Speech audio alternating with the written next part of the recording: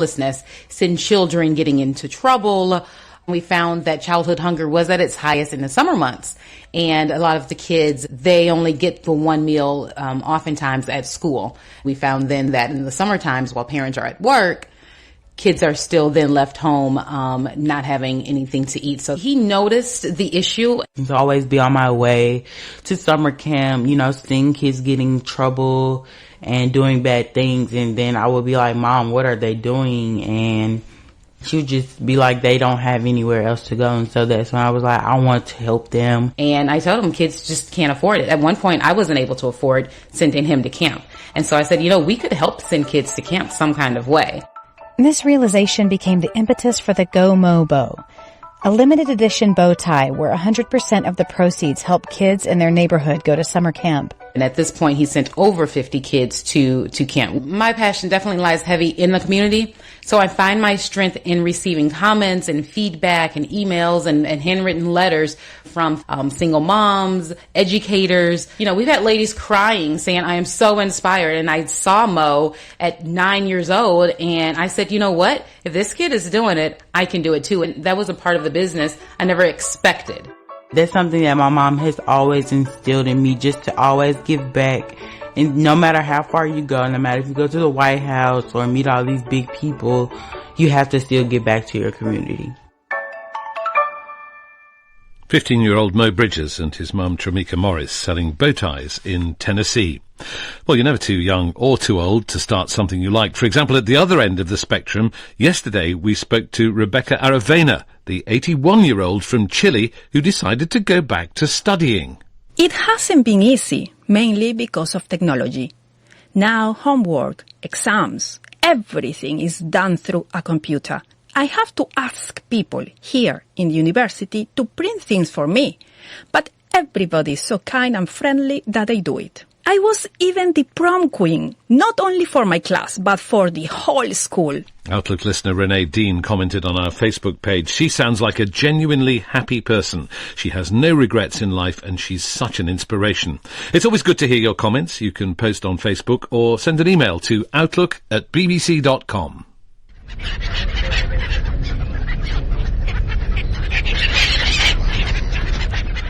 Now, if you're sitting on a ferry going across the Bosphorus in Istanbul, you can't escape this sound. It was recorded by Pinar Çevikkayak Yelmi as part of an academic project to map the sounds of her city. She wants to capture the changes in Istanbul through sounds that are disappearing and new ones that are emerging. Pinar has been taking us on a tour of some of the hundreds of sounds she's collected, starting with Istanbul's famous shopping district, Istiklal Street. I was born in Istanbul, and since I was very little, we used to go to Istiklal Street with my parents at the weekends. So it always symbolizes the fun and happy moments with my family.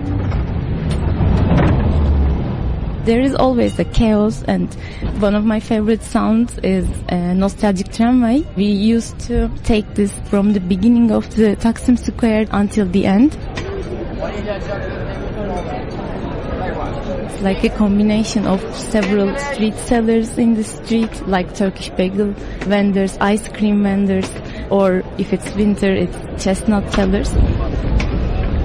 When we were on the tramway, it was like a slow journey into the crowds of Istiklal Street because it's always very crowded. And to warn people to get out of its way, it always makes this ring. So I really like it because it's like, oh, get out of my way, I'm trying to move here. But if you walk down Istiklal Street today, you won't be able to hear the tram. It's been closed for renovation. It was like a very sad moment for the first time that I haven't seen the rail tracks and I didn't hear its sound anymore, but I hope it will come back. The next sound that I would like to introduce you is Boza Cellar. Boza is actually a winter drink, and when I was a child there were Boza sellers and they were passing under our window and they were shouting at Boza.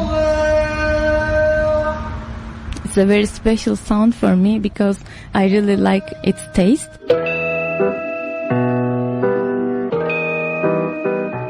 Boza is a fermented millet drink. It contains a little bit alcohol inside. So in old times, in Istanbul, people used to drink boza to get drunk. Alcohol was restricted during some of Turkey's Ottoman period, so a new non-alcoholic version of the drink emerged. Boza is a very sour drink, and I like it very much, especially if I put cinnamon on it.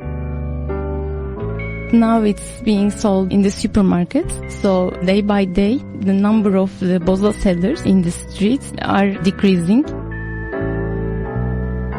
These two sounds were disappearing sounds actually, the nostalgic tramway and the boza sellers. But now I would like to tell you about the contemporary sound. It's again one of my favorite sounds in Istanbul. It's a ferry horn. Istanbul straddles two continents, Europe and Asia. The two sides of the city are separated by the Bosphorus Strait. Residents commute between them for work and pleasure every day by ferry boat.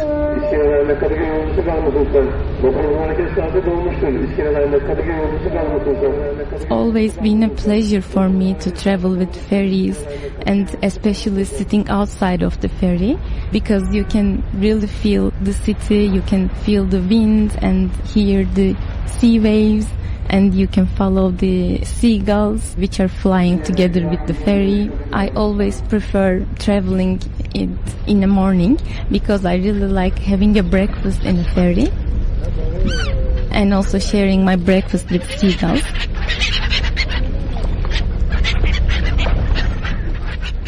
And for breakfast, I'm normally eating toast with double cheese and tomato. So I really like sharing the toast pieces with the seagulls.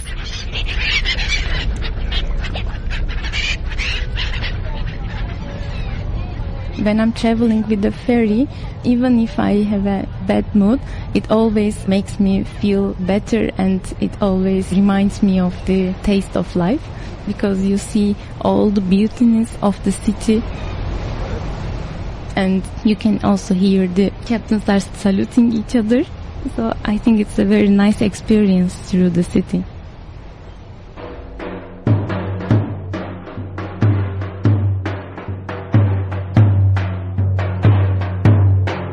The sound of Ramadan drummers. These are musicians who bang their drums through the sleeping city in the early hours of the morning during the holy month of Ramadan. They wake people up for their pre-dawn meal before the sun rises, and they start fasting again. I used to stay with my grandmother during Ramadan month, and she used to wake up in the night and prepare some food because she was fasting. We used to hear Ramadan drummers. They basically woke us up, and we used to have some food together. The number of Ramadan drummers are decreasing nowadays. For example, in our neighborhood, I cannot hear them anymore. But in my grandmother's neighborhood, we can still hear them. So for the project, I stayed in my grandmother's house during one of the nights in Ramadan month. And my grandmother woke up with their sounds. And she also woke me up. And I ran after the Ramadan drummers to record the sounds of the drums.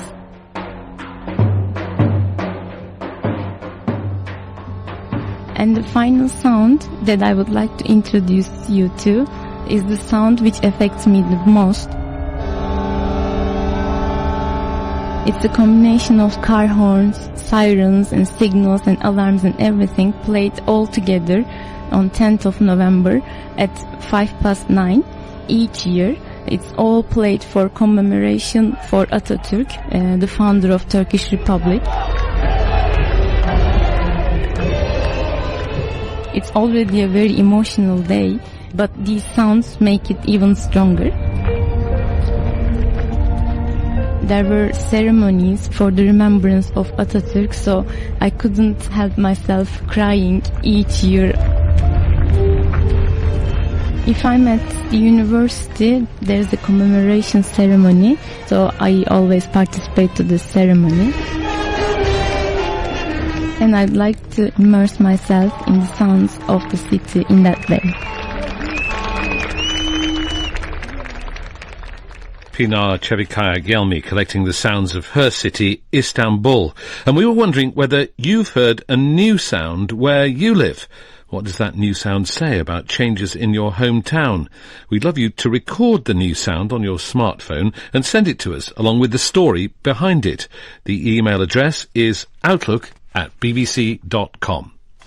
Well, time now for Witness, and it's 15 years since the Moscow theatre siege, when hundreds of people were taken hostage by Chechen rebels in the Russian capital.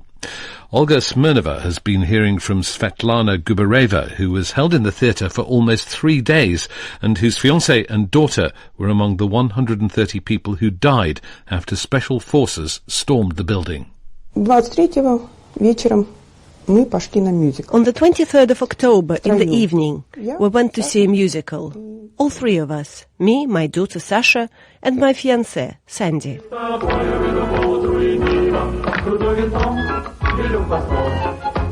Svetlana Gubareva, her American fiancé Sandy Booker, and her 13-year-old daughter Sasha had a reason to celebrate.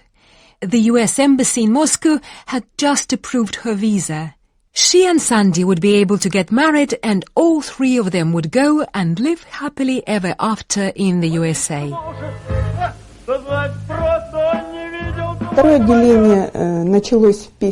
The second part of the show started with the pilot's song. After the song, we heard some sort of noise. We saw a man in military camouflage go up onto the stage. Чтобы привлечь внимание, выстрелил из автомата. To draw attention to himself, he fired a gun. And then I looked around to the left and saw that there was a crowd of people in military uniform walking along the aisle. At the front, there were men and a group of women behind them. And did you think at that time that you were being taken hostage? Первая мысль была, что... My first thought was, oh, great, how well they managed to introduce the theme of the Chechen War into the story so effortlessly. The thought that it was a real capture of a theatre in the center of Moscow didn't enter my mind. The hostage-takers were rebels from the tiny breakaway Republic of Chechnya in the south of Russia. They wanted Russian troops withdrawn from Chechnya.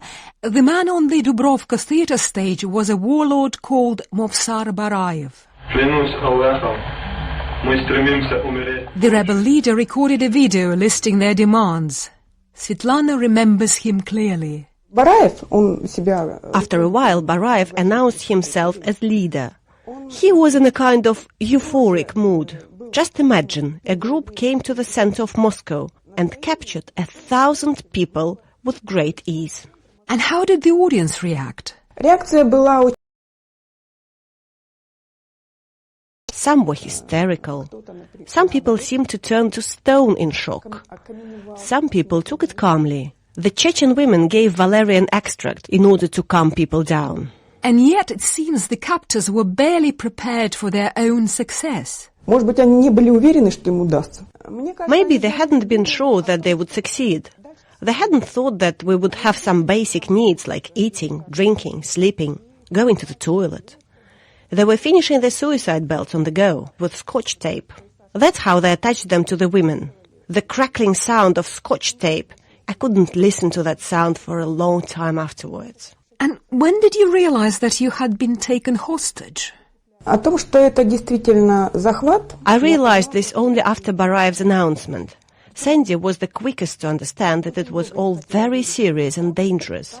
And Sasha, she was a child, 13 years of age. She reacted as though she was in a film. There was no real fear.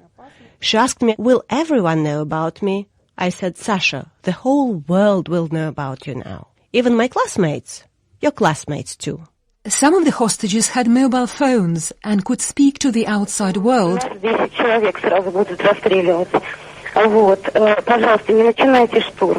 This hostage, speaking to a local radio station, is pleading with the authorities not to storm the theatre, fearing that the whole building would be blown up. The Chechen rebels inside the theatre had about 100 kilograms of explosives, hand grenades, and 3 large bombs. The negotiations between the hostage-takers and the authorities went on for over 2 days. On the evening of October 25th, Svetlana and her fiancé Sandy were promised that they would be released to representatives of the American embassy the following morning. Последний раз, когда я смотрела на часы, The last time I looked at my watch, it was just after 3 o'clock. And I had this feeling, a little bit longer and we'll be freed. Sasha and Sandy were asleep holding hands. I thought, I need to fall asleep quicker, so that the morning comes sooner.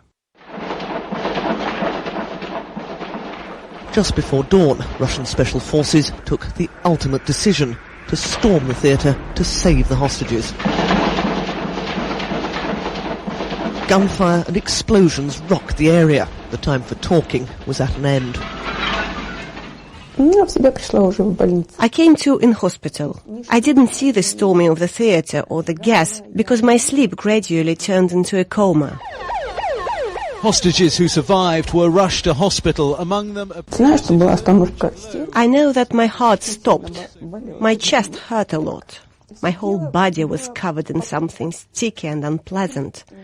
I wanted to wash very much. The stories that all hospitals were ready to receive hostages are not true, because we didn't even have soap to wash. And when did you learn about what happened to Sandy and Sasha? They only told me on the 27th of October that Sasha had died. I learned about Sandy's death from people at the American Embassy on the 28th of October. Svetlana firmly believes that her daughter Sasha might have been saved if the authorities had prepared better. Later on, I came across a publication. The author wrote that a small 12-seater bus arrived at the first city hospital, packed with unconscious hostages, and at the bottom of that pile was my daughter. The Chechen bandits tried to dictate to us, but today we can be proud of our country. We stood firm and showed our true character. The Speaker of the Russian Parliament, Gennady Seleznyov, portrayed the operation to free the hostages as a success. 130 hostages died. The authorities claimed casualties could have been much higher if they hadn't taken action. But Svetlana questions official reports. Why didn't they use all available ambulances? Released hostages were put into buses. Some of the bus drivers were not from Moscow. And these drivers didn't always know where the Moscow hospitals were, where to take people. And how is your health now? I have problems with my bones, with my joints. I have a feeling that my body is falling apart. They did an MRI scan, and it turned out that I had had a stroke. For neutralizing terrorists, we used gas made of derivatives of fentanyl. Similar substances are used for medical purposes. They have an anesthetic effect, and they cannot cause death on their own.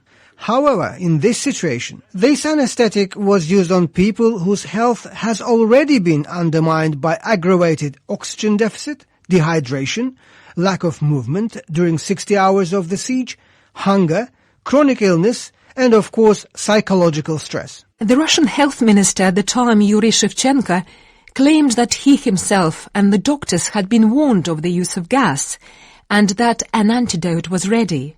But this is not borne out by reports at that time or by Svetlana's experience. 15 years have passed, but we still don't know which gas was used.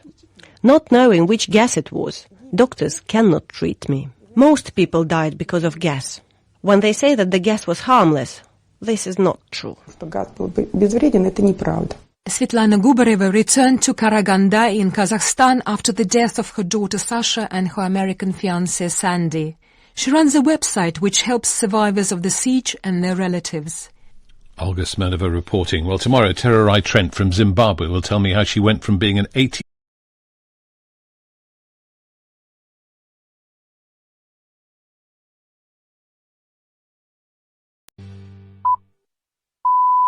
Hello at 4 hours GMT. Welcome to the newsroom from the BBC World Service. I'm Ben Bland. Who will blink first in the standoff between Spain's government and Catalonia's? A deadline looms for the region to clarify whether it has declared independence. We have asked the President that if the state decides to apply Article 155, he should lift the suspension of the Declaration of Independence. Respect, empathy, sensitivity, qualities that Donald Trump stands accused of failing to show when he spoke to the widow of a dead soldier.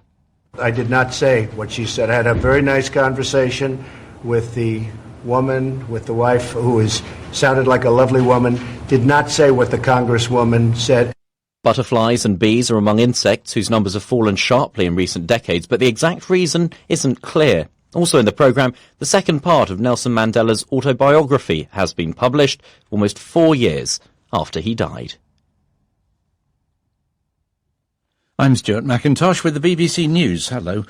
The head of Catalonia's regional government, Carles Puigdemont, has said he'll activate an independence declaration if Spain takes steps to impose direct rule. Spain's central government has been pressing Mr. Puigdemont to confirm whether Catalonia intends to secede after a disputed referendum earlier this month. A deadline set by Madrid for his response is due to run out in a few hours. Tom Burridge reports. If Catalonia's devolved government does not clearly state that it has not declared independence from Spain, then the Spanish government will make an unprecedented move. It will, for the first time ever, invoke broad constitutional powers. In reality, it will be a list of measures designed to exert direct control over the Catalan authorities. For Madrid, this is about protecting the Spanish constitution and disciplining an unruly, disobedient, devolved government, which held an illegal referendum earlier this month. Figures just released show that China's economy grew 6.8% in the third quarter. The growth was slightly lower than the previous quarter, but still ahead of the government's full-year target of around 6.5%. Analysts say the figures will come as a boost to President Xi Jinping's efforts to consolidate his power at the Communist Party Congress, which is taking place in Beijing. A number of British banks are likely to be investigated over new claims that they may have been used to launder money stolen from the South African state. The British Finance Ministry has referred allegations raised by Lord Peter Hain, former Cabinet Minister and anti-apartheid activist, to the Serious Fraud Office. Andrew Harding reports. Later today, Lord Hain will name 2 British banks in the House of Lords. He'll cite whistleblowers who say the banks were used to launder money allegedly stolen by South Africa's President Jacob Zuma and a wealthy business family, the Guptas. Both Mr. Zuma and the Guptas have denied any wrongdoing. In South Africa, the scandal has already damaged the British PR company Bell Pottinger and the auditors KPMG. Leaked emails have fueled allegations that the Guptas bought influence at the highest levels of government in order to loot state industries. Scientists in Germany have documented a steep decline in the population of flying insects in less than 30 years. The study showed a loss of more than 3/4 of the total biomass of flying insects, including butterflies, bees and moths. The lead researcher, Hans de Kroon, described the high rate of decline as alarming. In the modern agricultural landscape, for insects, it's a hostile environment. It's a desert, if not worse. And the decline there has been well documented. What we need to do is to encourage and bring into effect all sorts of measures that we know are profitable for insects. This is the World News from the BBC. An independent expert appointed by the United Nations says the policies promoted by the International Monetary Fund tend to prioritise economic growth over human rights and the environment. Alfred de Zayas cited Greece, Argentina and Tunisia as examples of extreme austerity conditions imposed by the IMF in return for loans. Britain's Prime Minister Theresa May has made fresh promises to European Union citizens that it'll be as easy as possible to stay living in the UK after Brexit. Mrs May made the remarks in an open letter released in advance of an address to fellow EU heads of government. Adam Fleming in Brussels says it's unlikely the other 27 EU states are willing to talk trade just yet.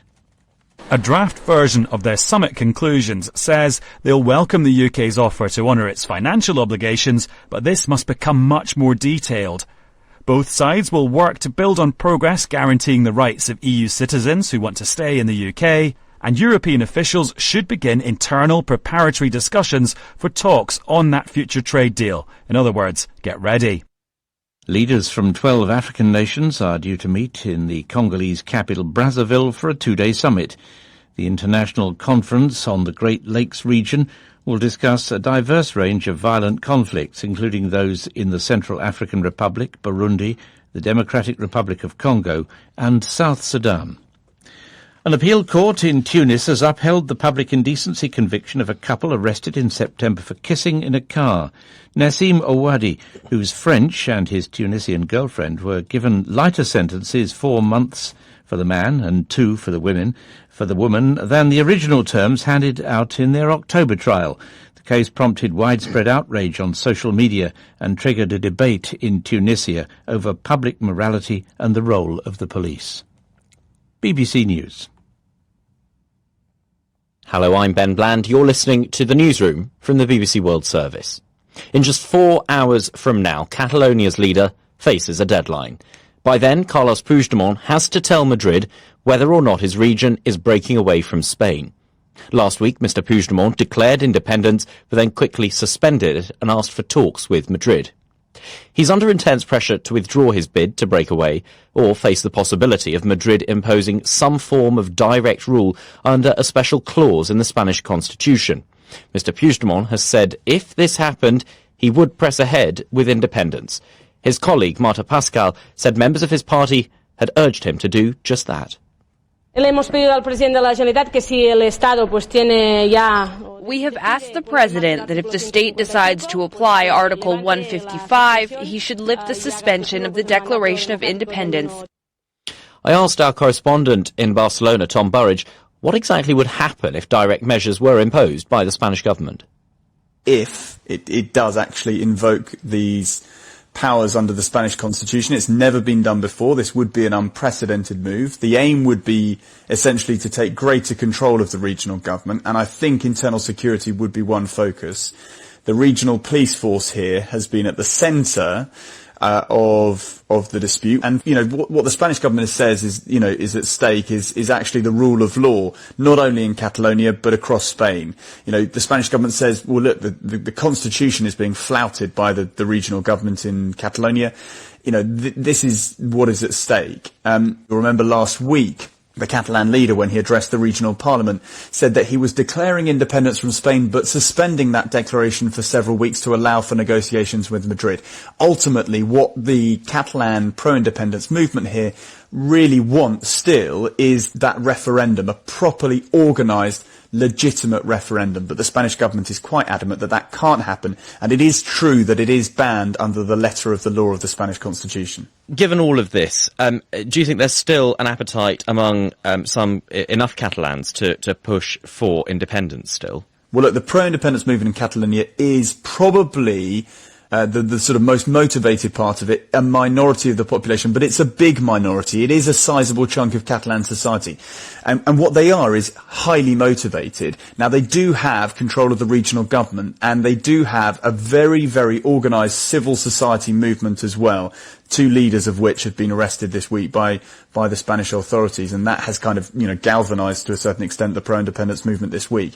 I don't see the pro-independence movement here in Catalonia, giving up anytime soon. So what is the sort of bigger question, even if the Spanish government were to implement director control on the Catalan government, and even if they were to do that and there wasn't massive unrest on the streets of Catalonia, even then, the biggest headache, I think, for the Spanish state and the Spanish government going forward is actually how to really mend the wounds, how to unite what is a very, very divided society. People in Catalonia are deeply divided on this question of independence and on the question of whether there should be a properly organised referendum.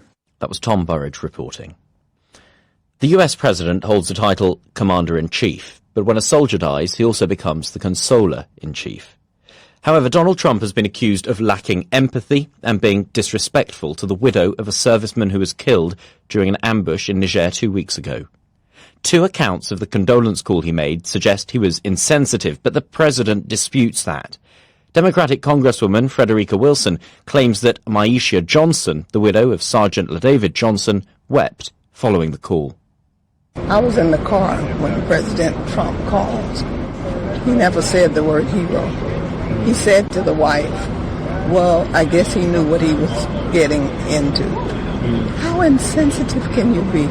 But President Trump insists that Frederica Wilson's version was totally fabricated. I did not say what she said, and I'd like her to make the statement again because I did not say what she said. I had a very nice conversation with the woman, with the wife, who sounded like a lovely woman, did not say what the Congresswoman said, and most people aren't too surprised to hear that. Now, the mother of the soldier, Coanda Jones-Johnson, has also criticised the president and backed the Congresswoman's version of events. The White House has accused the media of being biased. But I put it to our North America reporter, Anthony Zerka, that the unfolding events could also be seen, perhaps, as of Donald Trump's own making. He seems to be violating the law of holes, which is if you're in a hole, you stop digging and not make it worse. I mean, this whole story started with a question on Monday about why he hadn't contacted the families of U.S. servicemen killed in Niger and why they were in Niger to begin with. And he responded to that by accusing his predecessors of not contacting families of slain servicemen, said they didn't do it all the time. Then he brought his chief of staff and cited that his son was killed in combat and that reporters should ask Chief of Staff John Kelly if he was contacted by Barack Obama, which set off a whole nother series of stories. And then when he eventually did contact the family member of slain serviceman LaDavid Johnson, the reports were that he may have been callous, that he may have been a little too blunt in talking with them. And Anthony, how damaging do you think it could be for the president, given that, he's someone who wraps himself in these symbols of patriotism in the military? Exactly. I think that's one of the reasons why this is particularly damaging, is it cuts against one of his strengths. He campaigned on his support in the military. He burnished his credentials as a firm commander-in-chief. He loved doing events with the military. He talked about how important it was to provide aid to military veterans. He criticized the Veteran Administration hospitals here in the U.S. As being rife with corruption, and he was going to change that. So he had built up this perception of himself as a pro-military politician president, and this undermines that, being accused of doing a dishonor to a U.S. A slain soldier and the family of the soldier. That hurts. It also, I think, cuts into a weakness of his, which is the perception that he can be unempathetic, that he lacks empathy. It's situation, and I think it somewhat reveals a certain sloppiness on the part of this administration, that Donald Trump would go into this and handle the family of a slain service member without the kind of preparation necessary, because these are very delicate situations. And in response to that Washington Post report, the White House says the check has been sent.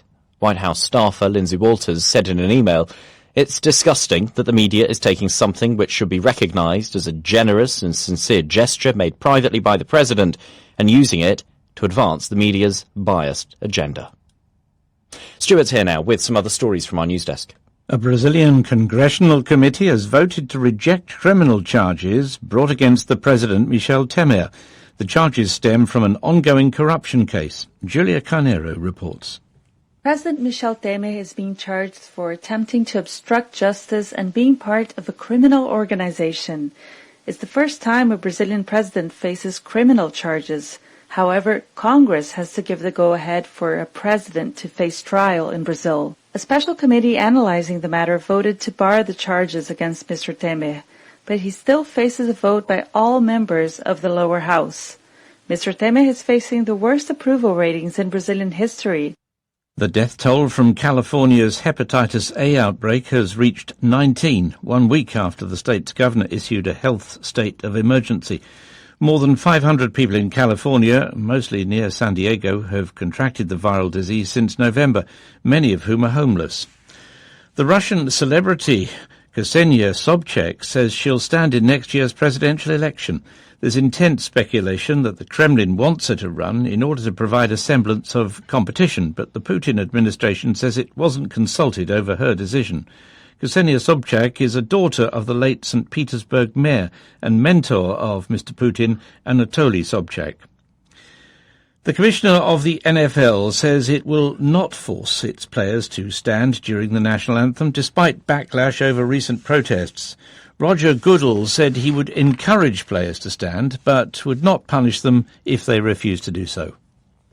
The number of flying insects has declined by 3/4, according to a study spanning almost 30 years and covering 63 nature reserves in Germany. Scientists from Radboud University in the Netherlands say the alarming decline could easily be replicated in other northern European countries such as Belgium, the Netherlands and the UK. Hans de Kroon worked with Caspar Holman on assessing the data, and they both spoke to our science correspondent Helen Briggs. This sort of confirms what everybody's been having in a gut feeling of, the windscreen phenomenon, where you just squash less and less bugs as the decades go by. This is the first study that confirms our worries, puts a figure at more than 75% decline over the past 27 years. And what's more, this is in nature reserves. These are the nature reserves that are meant to protect those insects and other living species. They've been doing it in the most precise, meticulous way that you can possibly think of. Putting the traps, exactly the same traps, on exactly the same way, and measuring the biomass in exactly the same way. And that's why we now have, over a vast area in a very representative area in Germany, a very good idea of the insect decline. I mean, it's incredibly concerning, obviously, because this will have an impact on all sorts of animals that rely on insects. Well, insects provide a food source for many species of birds, for you can think amphibians, reptiles, bats, anything that relies on an insect as a food source will have to deal with a 75% drop in the biomass. Then you can think of the plant world that relies on insects for pollination, and also the entire ecosystem with nutrient cycling. So breaking down the nutrients for plants to be taken up again also relies on insects. Do we need more monitoring? What do we need to do to see how big a problem this is?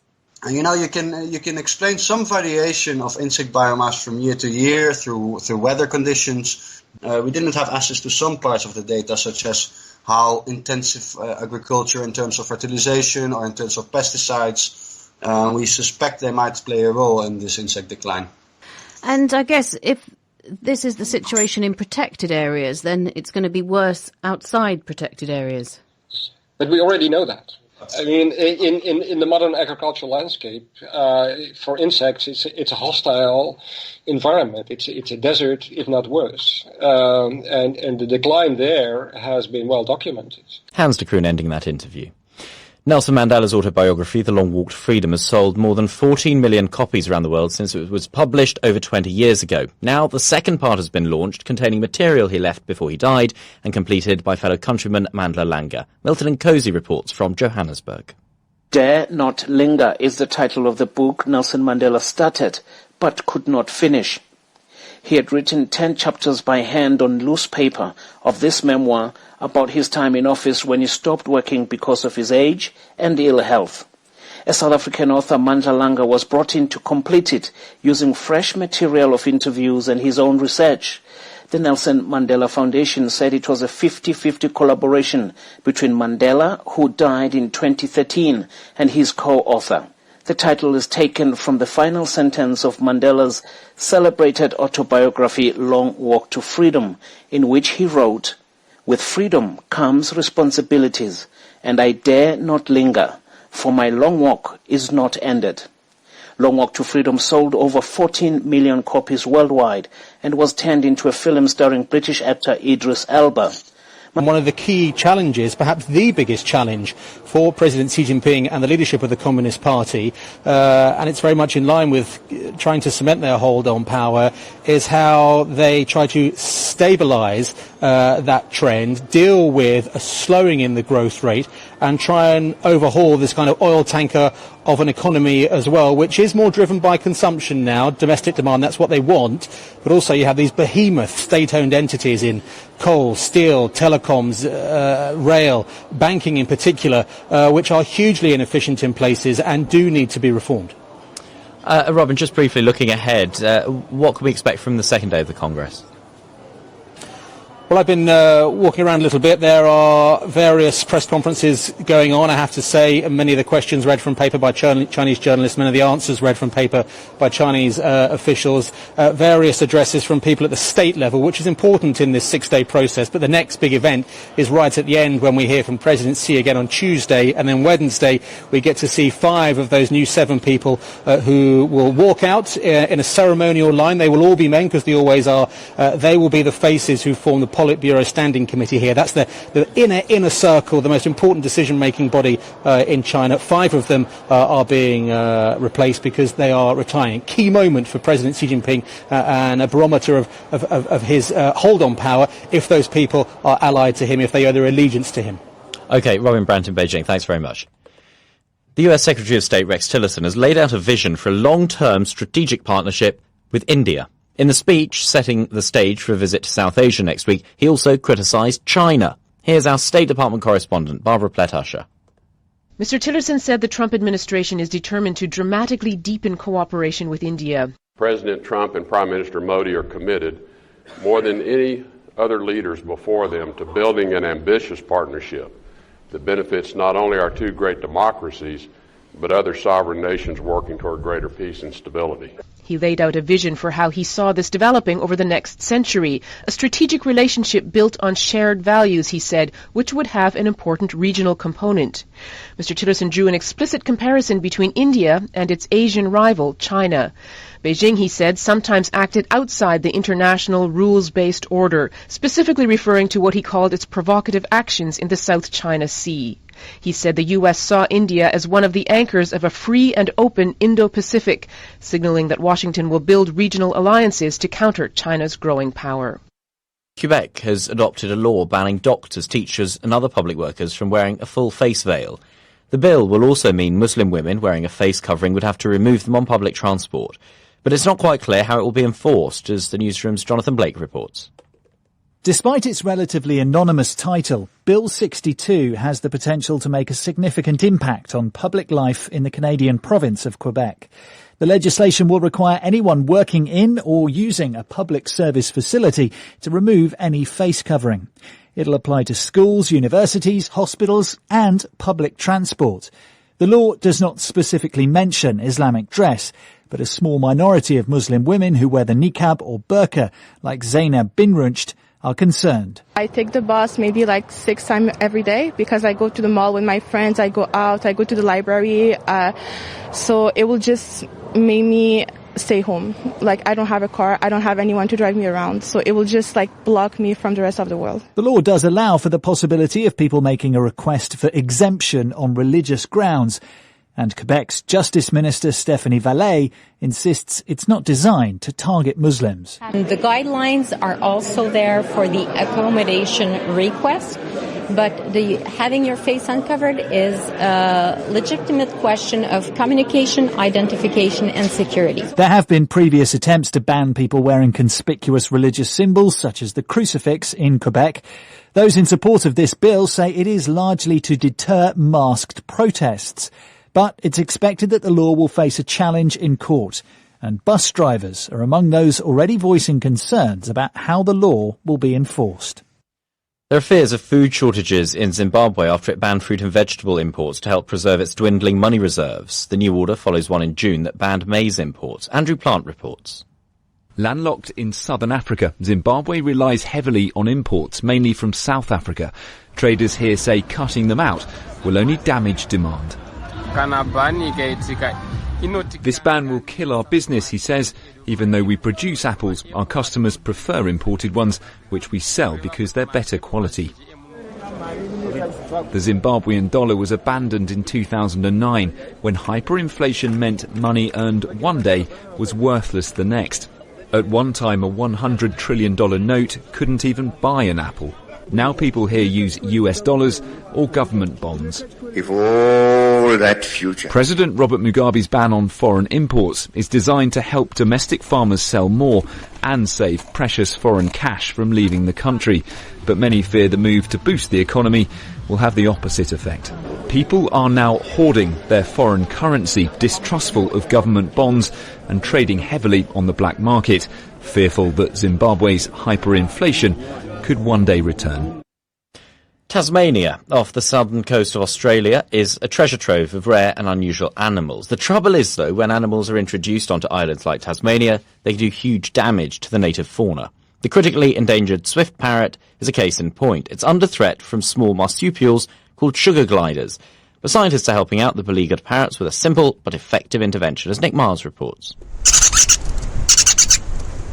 That's a swift parrot as it emerges from its nest in a eucalyptus tree, shakes its red and yellow striped head from side to side and takes to the skies. They used to be widespread across Tasmania, but they've been declining since the 1980s. Now there are fewer than 1,000 of them left. Part of the problem is habitat destruction. Humans are cutting down the trees they breed in. But there's another villain here, introduced by man within the last 200 years. The big-eyed, fluffy-tailed sugar glider weighs in at about 1/10 of a kilogram. It hardly fits the bill of a carnivore, red in tooth and claw. But appearances are deceptive. It's nocturnal and hurls itself from tree to tree with an impressive gliding technique. It then raids the swift parrot nests. Sugar gliders are introduced to Tasmania and are the main threat that faces swift parrots. In fact, swift parrots were listed as critically endangered entirely as a consequence of how severe sugar glider predation is on their nests. Dejan Stojanovic is from the Australian National University. He says that in some breeding areas, no chicks are surviving the onslaught, but they're introducing a simple system to help the parrots survive. To keep swift parrots safe from their main predator, the sugar glider, we've designed a device called the Possum Keeper Router. It's a mechanical door that opens and closes depending on the amount of daylight, and it will open in the daytime to allow the parrots to come in and out of their nests as they like, but at night time it'll shut and keep the sugar gliders out but the parrots safe inside. The doors are powered by solar panels. Early tests apparently worked well, and the birds weren't put off going into their nests by the machinery. As for the sugar gliders, well, they'll probably have to go and find prey elsewhere. Nick Miles reporting. And if you didn't know, the BBC has a news Facebook page. Just search for BBC News on there. You can discuss the stories. You've been listening to the Newsroom from the BBC World Service with me, Ben Bland, in London. Wherever you are, thanks for listening. This is the BBC World Service, where we've been in the studio making a podcast. Inspiration is for amateurs. I want people's senses to be engaged. This is magical. The podcast is called In the Studio. How did you do this? What's real? What's not? We're going to visit some of the world's great creative minds in their places of work. Okay, how do we make this thing? It is a wonderfully chaotic place. If I hit the keys, there's no sound. I like things that defy gravity. Just say the goddamn line. I think there's something very inspiring about being in a place where inspiration has struck. It was a big eureka moment. And I think if you want to understand a work of art better, okay, scrap that idea. Talking to the personal people who've created it in the spaces in which they've created That was my grandfather clock. is a fantastic way in. I think that's it. In the studio. Subscribe now wherever you get your podcasts or go to bbcworldservice.com/in the studio. Hi there, I'm Claudia Hammond, and after the news I'll be here with Health Check, the show that dissects the latest medical stories for you. This week, do the biology textbooks need rewriting after an extraordinary discovery about the basic anatomy hidden in the human brain? And it's time for Diwali again, but this year the Indian government is restricting the sale of fireworks to help people with respiratory problems. Will it work, or will Delhi end up covered in toxic smog once again? Do stay tuned for Health Check after the BBC News. BBC News with Stuart McIntosh. The head of Catalonia's regional government, Charles Puigdemont, has said he'll activate an independence declaration if Spain takes steps to impose direct rule. Spain's central government has been pressing Mr Puigdemont to confirm whether Catalonia intends to secede after a disputed referendum earlier this month. A deadline set by Madrid for his response is due to run out in a few hours. Figures just released show that China's economy grew 6.8% in the third quarter. The growth was slightly lower than the previous quarter, but still ahead of the government's full-year target of around 6.5%. A number of British banks are likely to be investigated over new claims that they may have been used to launder money stolen from the South African state. The British Finance Ministry has referred allegations raised by the former Cabinet Minister and anti-apartheid activist Lord Hayne to the Serious Fraud Office. President Donald Trump is at the centre of a deepening controversy over his treatment of the families of fallen servicemen. The White House has been forced to defend the president against accusations that he told the widow of a US soldier killed in Niger that her husband had known what he'd signed up for. Leaders from 12 African nations are due to meet in the Republic of Congo for a summit that'll address some of the continent's most intractable problems. The International Conference on the Great Lakes region will discuss a number of violent conflicts, including those in the Central African Republic, Burundi, the Democratic Republic of Congo and South Sudan. Scientists in Germany have documented a steep decline in the population of flying insects in less than 30 years. The study, carried out in 63 German nature reserves, showed a loss of more than 3/4 of the total biomass of flying insects, butterflies, bees and moths. BBC News. Hi there, welcome to Health Check from the BBC. I'm Claudia Hammond, here with the show that asks what the latest medical research means for you. Today, why fireworks at Diwali can cause a spike in air pollution. People say that the spike in particulate matter is actually minor because it's only a 3-day thing. But any additional smoke from the firecrackers, this is toxic chemical smoke, isn't really welcome. But will India's ban on the sale of fireworks in Delhi during the festival make any difference? And the eye condition that has no symptoms at first but can make you go blind. And it's welcome back to family doctor Graham Easton. And you'll have news of sugary drinks and magic mushrooms, but not together, I'm assuming. That's right. Asking, do sugar taxes help us cut down on the amount of sugary drinks we have? And how a chemical found in magic mushrooms could play a role in treating depression.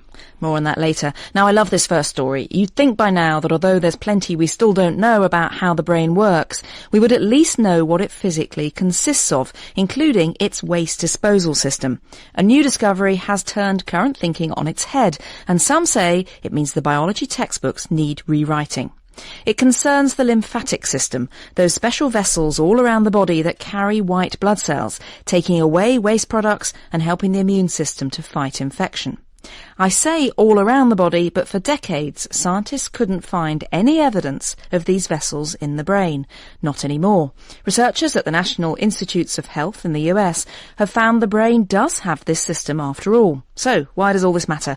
I turn to senior investigator Danny Reich to find out. It was known, of course, that the brain needed to do the same two functions that the rest of the body needs, the removal of waste and what we call immune surveillance. And there were ideas about how this happened. There's a fluid that surrounds the brain called the cerebrospinal fluid, and it was thought that that drained directly into the bloodstream or else through tiny little holes at the base of the skull into the region around the nose and from there into the lymph nodes.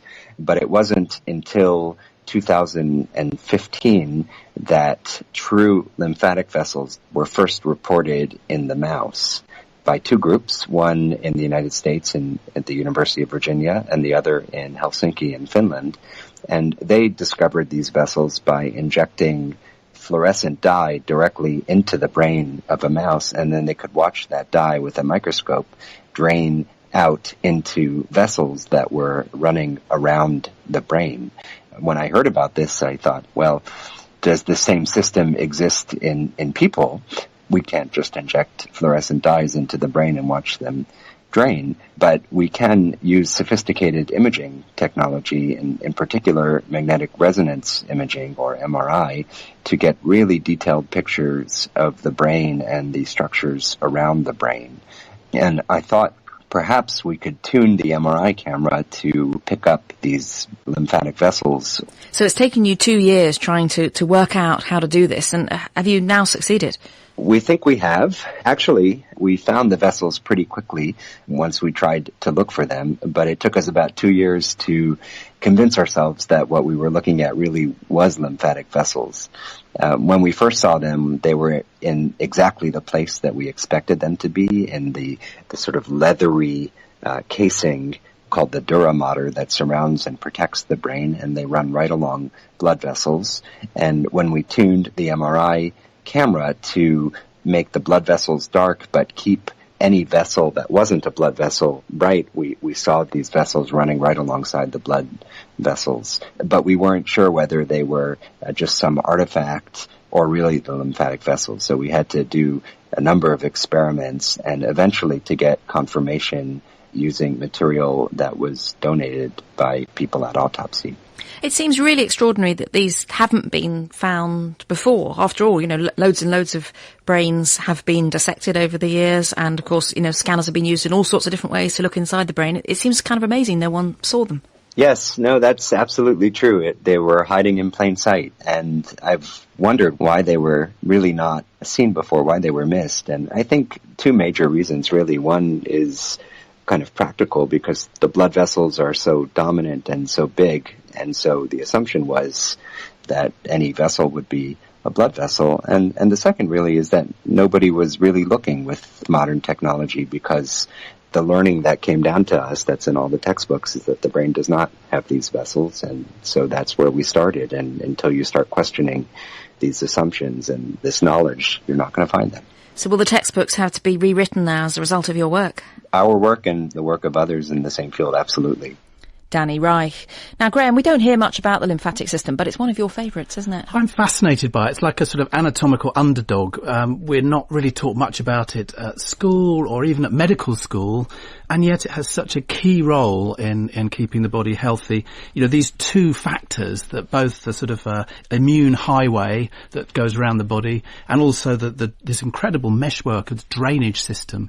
It's really a remarkable thing that we really know so little about. But I'm still staggered that it was possible for us not to know that there are lymphatic vessels in the brain, because of all the different ways we can look at the brain these days and cutting it up. It does seem remarkable, particularly as people look so carefully at the brain, neuroscientists and so on. Apparently, about 200 years ago, an anatomist from Italy thought that there could be a lymphatic system in the brain, but it was largely dismissed. There wasn't much supporting data, and for 2 centuries it remained the idea that there really wasn't a lymphatic system in the brain. The other thing is that ordinary microscopes, it's very difficult to see, and using special MRI scans, they often go along the major blood vessels and so are often sort of hidden.